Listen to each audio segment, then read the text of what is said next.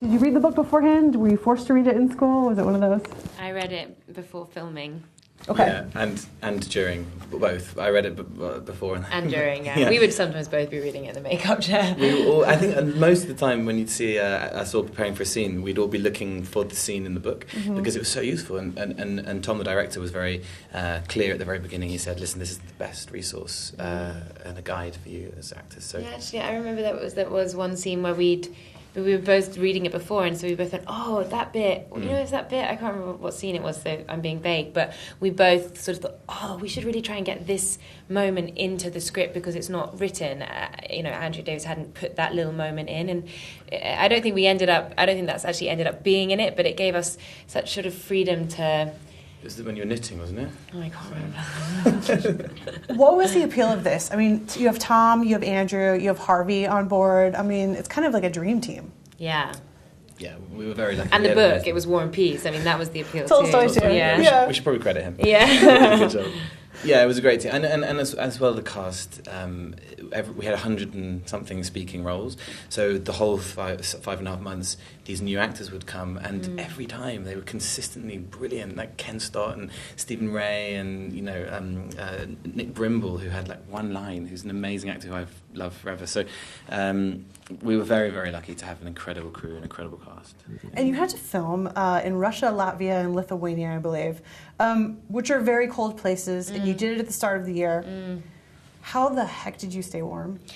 It's tough because shooting, you have so much downtime. Yeah, it was cold. And we had one scene and he was like shoving snow in my face. Whoa, it wasn't actually that romantic. He was just right in my face. That was scripted. That sounds like I was just shoving snow.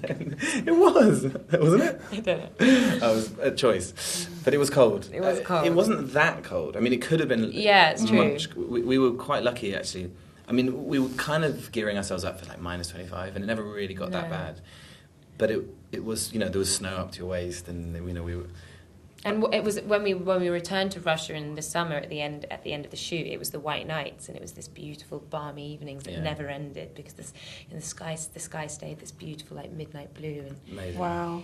You couldn't really be anywhere else. That was I remember standing on this walkway in the grounds of his stately home with Jim Broadbent, and we both sort of been guided there by someone and didn't quite understand where we were, and then we looked out and what looked like these frozen plains, these tiny little huskies and little men, and way in the distance, we realised that they were ice fishermen and that we were standing on a frozen lake, and neither of us had even realised this. And Jim Broadbent, who has worked everywhere with everyone, even he was like, "Wow, this is I'm lost for words." And you realise that was the beauty of where we filmed the locations. You couldn't be anywhere but Russia. That's so great. We filmed in Catherine's Palace as well, which is where the South Balls really happened, and we were dancing with a Russian orchestra and gold walls and mirrors, and it felt like we were literally going back in time. And as an actor, that's a gift, if we kind of... As a human, that's a gift. Yeah, as a human, as anyone. I mean, it was like... Usually you would see those rooms with red ropes and on a tour, and we got to actually exist in these rooms, and it was just magical.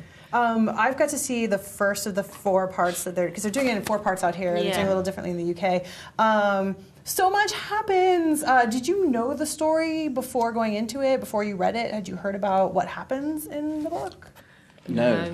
and actually Lily and I think most of the cast didn't watch the other adaptations. Well, it came out before you were born. It did. But also, I mean, I had Audrey Hepburn play Natasha, and I think if I had read that, I would never have ever been able to even turn up on set because I would have been too intimidated. And so... But I think when we all read it, that was what struck us the most, is that it's so modern and so easy to read. It's such a page-turner. What's so modern about it for you guys?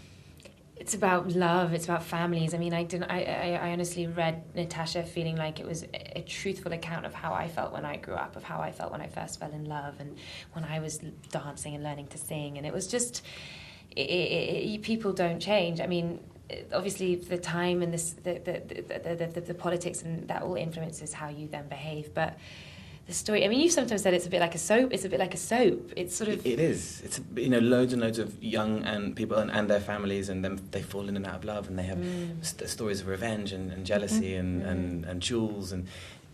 losing your sex. money and bankruptcy, and sex and lust and discovering that for the first time, and yeah, it felt very, very modern.